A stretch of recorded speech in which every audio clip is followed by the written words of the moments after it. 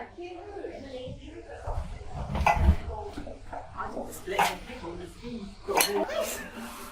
I'm right. And two caterpillars come in as well. Are you over there? Is your cold?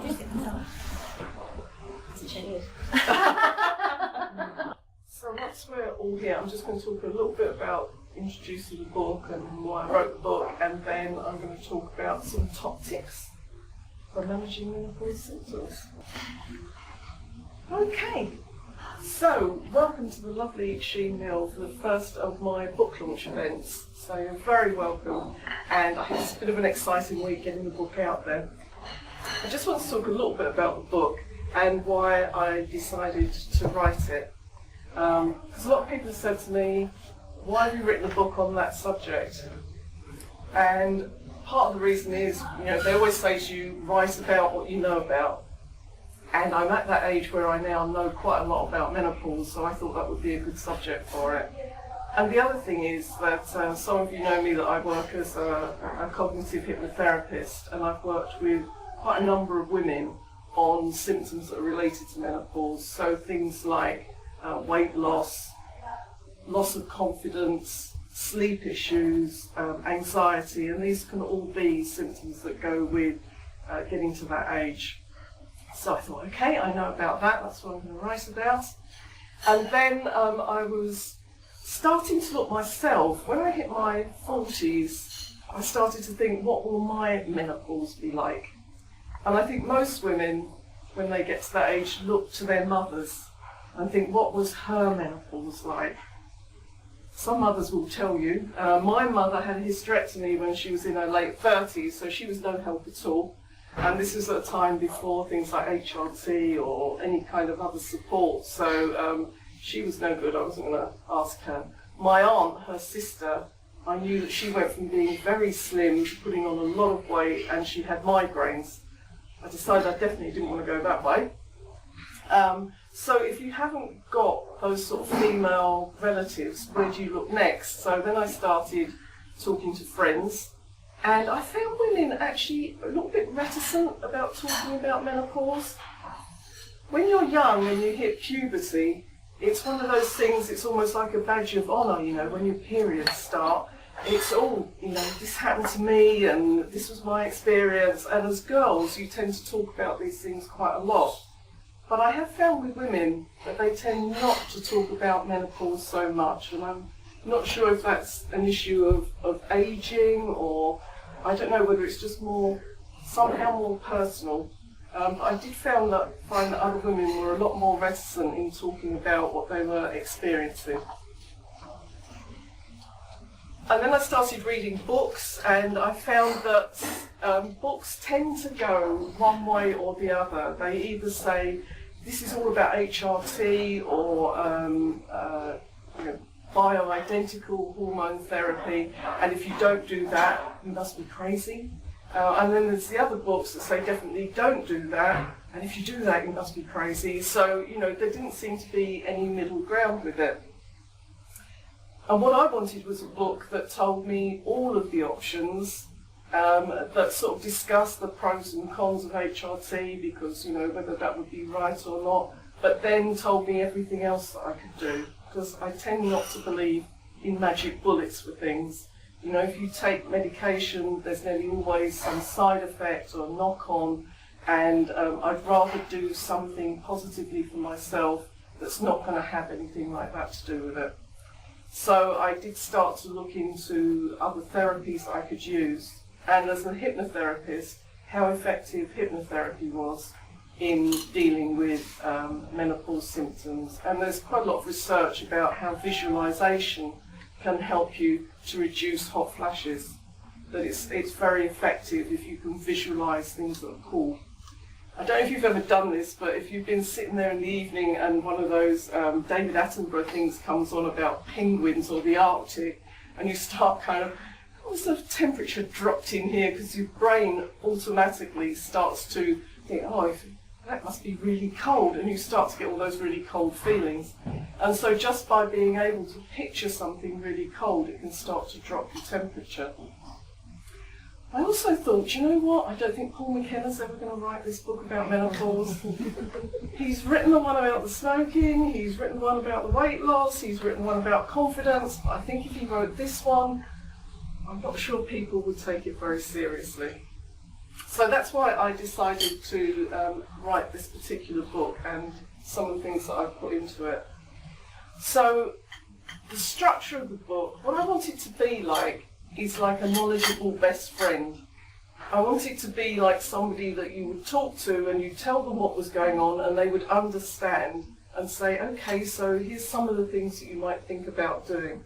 But also a friend who doesn't judge you. It's not the friend who goes, really, are you doing that? That's not right. You know, I want it to be a supportive best friend rather than a critical best friend. So that's the sort of tone that I've used in writing it. I divided it up symptom by symptom and sort of to answer some of the questions that women ask. So how do I get to sleep better? How do I stay cool? How do I keep my mojo? And because I thought some women will want to just dip in and out. You know, you might just be interested in the symptom that you're experiencing, whereas others want to look at the whole picture. So I've gone through it symptom by symptom, answering some of the questions. And in each bit, there's some information so that you can understand what's going on in your body. And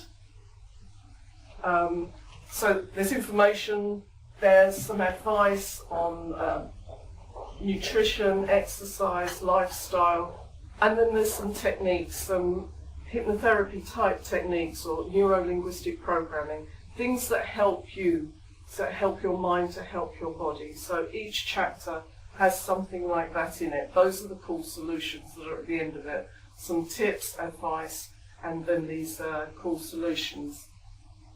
At the end is a resources section because, as I say, I don't think one size fits all. It depends what you're experiencing and what suits you. So there will be alternative remedies that you might like to try.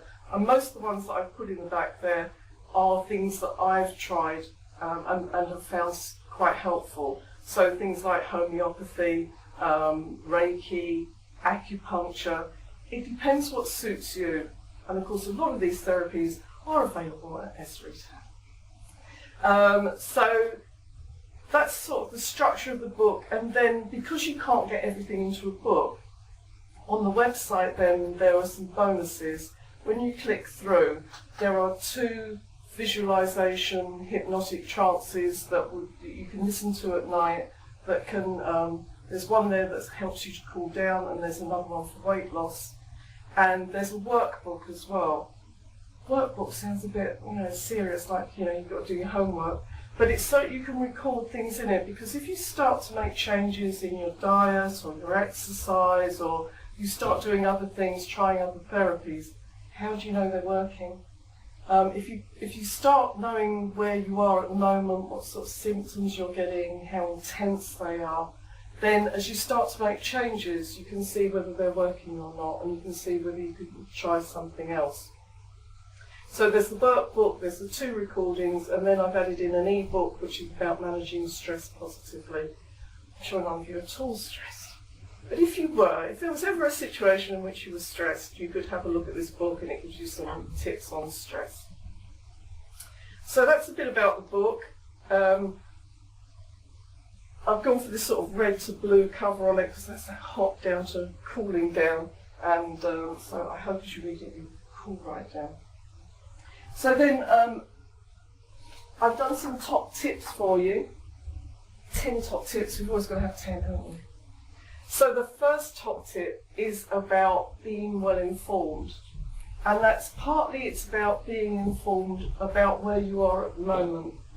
If you're going to go and talk to a medical practitioner or a therapist, it's good to be able to give them a full picture of what you're experiencing. And sometimes when you get there, they ask you a question, you think, I haven't really thought about that, I don't really know. And you come out the doctor's thinking, I should have said something else, I should have raised this. So having a note of what you're actually experiencing at the moment, how intense some of those symptoms are, so sort of on a scale of 0 to 10, how hot you get, how often you get that hot, if it's a sleep problem, Are you waking up early? Are you not getting to sleep? Are you waking up during the night and unable to get back to sleep? If it's a weight issue, what your BMI is currently or your current weight. So having a note that you can take along to a medical practitioner or a therapist to say, well, this is what my current experience is, always helpful. The other thing about being informed is to know what's available. So if you're going to go and talk to the doctor, understanding a bit about what's available, what the benefits of it are, and what the risks are that are attached to it. Because I think initially when HRT came out, and it's a long while ago now, we're talking sort of the 70s when the first HRT came out, when it was made from mare's urine, which doesn't sell it for me, but, you know, given all the things about horses and horse meat at the moment, who knows? You know, it's not made that way anymore, but initially women just thought, well, this was the answer. You could take HRT and there wasn't any problem with it, and you didn't have to go through all this horrible experience. And then the report came out in the early 2002 that said that there were risks that were attached to it, and you had to be aware of those. Since then there's been more research, and some of that risk is narrowed down, and it's and now there's a lot about, well, what you're already experiencing. For example, you know, my mother had hysterectomy, but she also had breast cancer, she also had heart problems. So for me, once I understood something about HRT, I knew it wasn't something that I was going to take personally, but I would definitely be doing something else. So understanding the risks, so again, if you're talking to a medical practitioner or a therapist, you understand what you might benefit from and what could be the repercussions of it. So being well informed is a real must, and doing your own research so you can advocate for yourself is really important. My second top tip is around nutrition, and there's so many things I could say about nutrition, but let's just start off with, you know, as you get older, your body shape starts to change, and it's to do with the hormones in your system. Come on. So my second top tip was around nutrition. So yes, your body shape starts to change as you get older. It's redistribution of your hormones. It's a bit like puberty. When you came into puberty, your body started to change as it got ready for fertility. When you reach the end of that reproductive stage, the hormones that come in do other things to your body, and you start to put on weight around your waist, because that's the fat in that area helps to support estrogen. So it stores estrogen. So there's a reason why your body's doing it. It's not just got it in for you. It is trying to do something useful. But of course, if you put on too much weight around your waist, it's not very good for your internal organs. So nutrition is so important. If you get too much weight going on, the fat in your body insulates your body, and it's going to make the whole hot flushes thing worse. The other thing is to think about food that aggravates your system.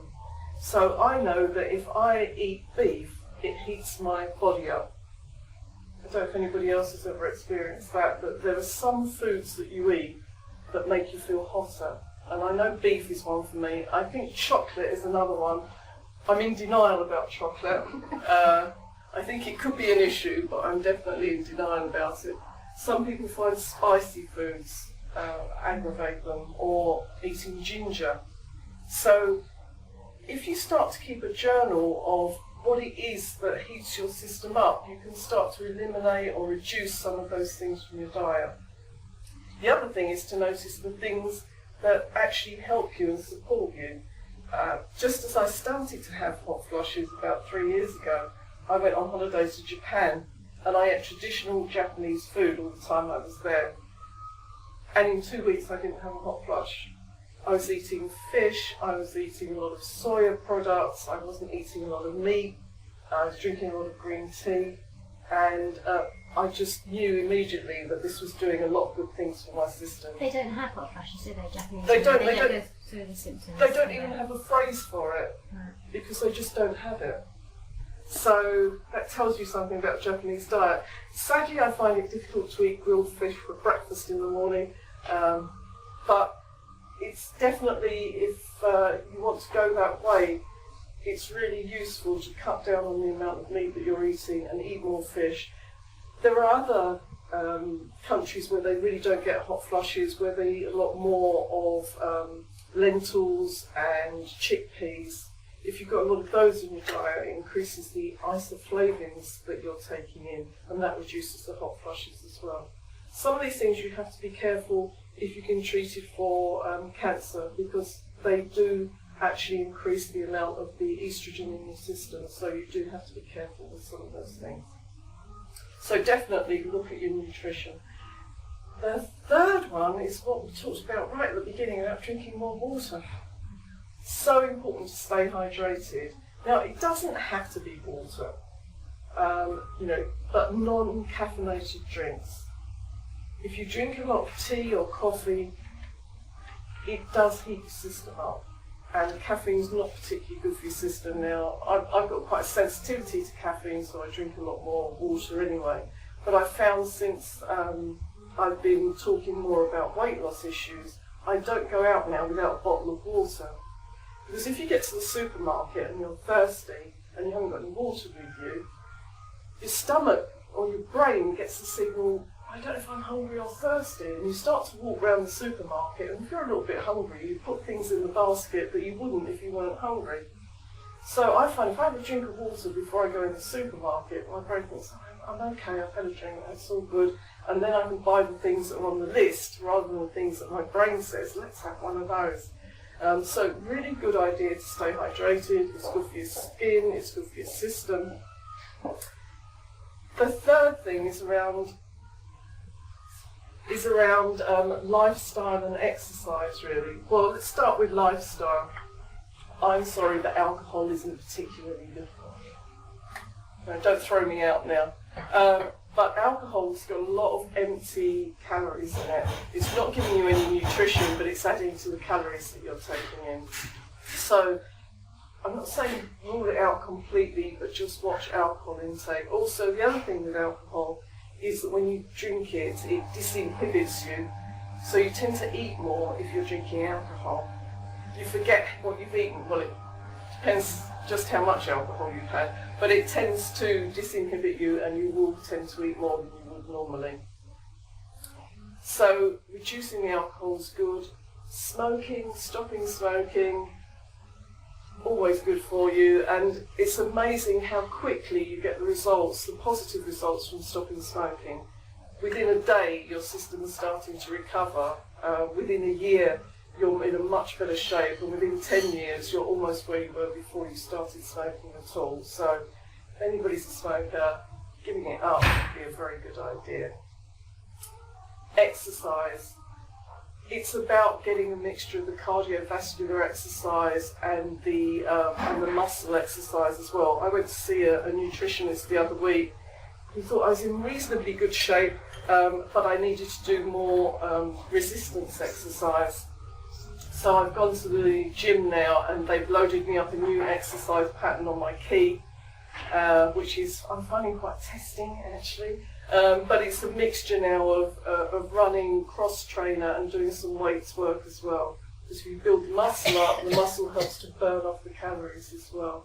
And as we get older, we tend to lose our muscle strength from the sort of ground up. So doing some running or some cycling helps to build up the muscles in the lower part of the body, but you also need to do the upper body work as well.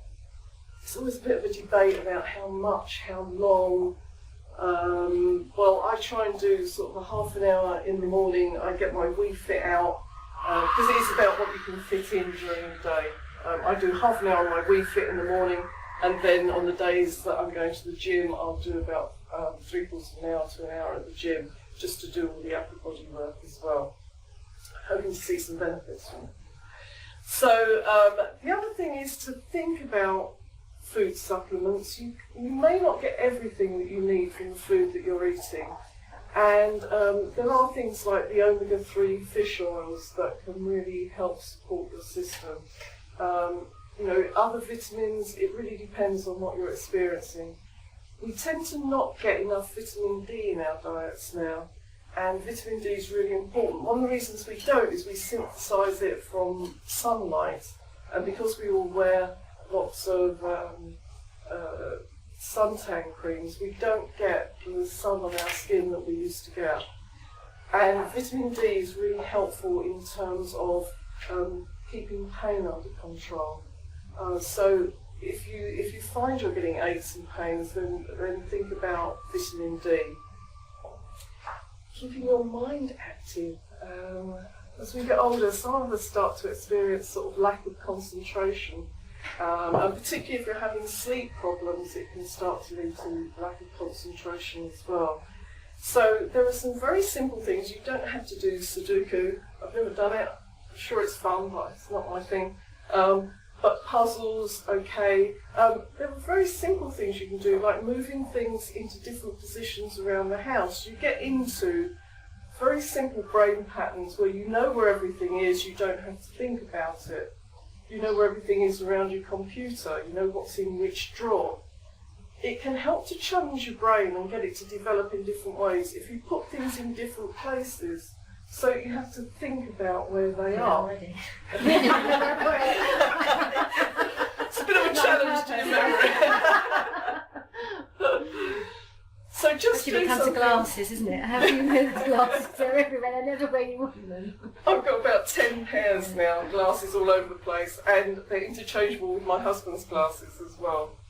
So he gets a bit annoyed when his glasses aren't where he thought they were. So just thinking about quite simple things of changing routines, changing where things are, helps to keep your brain active and not just in its same run. Getting good sleep is really important. It's partly about the quantity and partly about the quantity. So an average of about 7 hours a night is good. That might not be you, but around 7 hours is about the right length of time. And there are some things that you can do about that. The first one is to make sure that your bedroom is a sleep haven. You can have sex in there as well, that's okay. In fact, that's good exercise, so we're definitely not ruling that out. But it's not having office equipment or TVs or anything distracting in the bedroom. It's making it somewhere that's calm and peaceful, so when you go there, you know you're going to bed and you're going to sleep. And having a gentle routine. If you wake up during the night, some people say, oh, I wake up during the night, so I have a read for about an hour. Well, then your brain's going to go, oh, okay, well, let's do that again tomorrow night. I quite enjoyed having a read. You don't want to encourage your brain to let you wake up during the night. If you're going to wake up, read something tedious. Put next to your bed that thing that you've been dreading reading. Sometimes I say a Jane Austen novel, but that's dissing Jane Austen, really. That's not really fair. But, you might put next to your bed something you've read before. So it's not particularly a treat to read it, because you don't want to treat your brain into waking you up. Keeping cool at night, I mean, if you're sharing a bed with somebody else, you might find that you need 2 duvets. The other person might need a heavier duvet than you do. So having 2 single duvets and one lighter than the other can help to control that problem where you're throwing the duvet off and throwing it over the other person who then gets upset with you. So just thinking of things like that, keeping the bedroom at a nice temperature, you need to be cool when you sleep, keeping it well ventilated, reducing the noise. I wear earplugs at night. I'll tell you about Mr. Duckworth and his snoring, but there we go. So it's just those simple things that help you to get a good night's sleep. And if you wake up during the night, not worrying about it, just laying there thinking, do you know what, I'm safe, I'm comfortable, I'm just going to lay here. If I need to read, it's going to be that tedious thing that I never wanted to read anyway. And my final tip is really about being positive. There's a law called Orr's Law that says what the thinker thinks, the prover proves. And what that means is if you look for the negative things about what's going on in your life, you'll find them, because that's what you're looking for. If you look for the positive things in your life, you find them because that's what you're looking for. So if you look for the positive things about this stage in your life, that you've got here, you're successful, it's going well, you'll feel very positive about it. If you look for the, oh, I'm getting older, well, to be honest, the alternative to getting older is not good one. So I would strongly recommend that you stay positive and see this as a really exciting phase in your life. Thank you all very much, and I'd be happy to talk to you over lunch.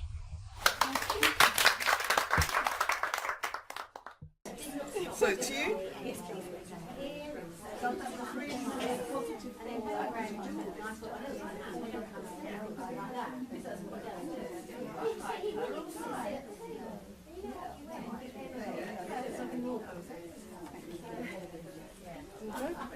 Great. Thank you for coming. All right, thanks a lot.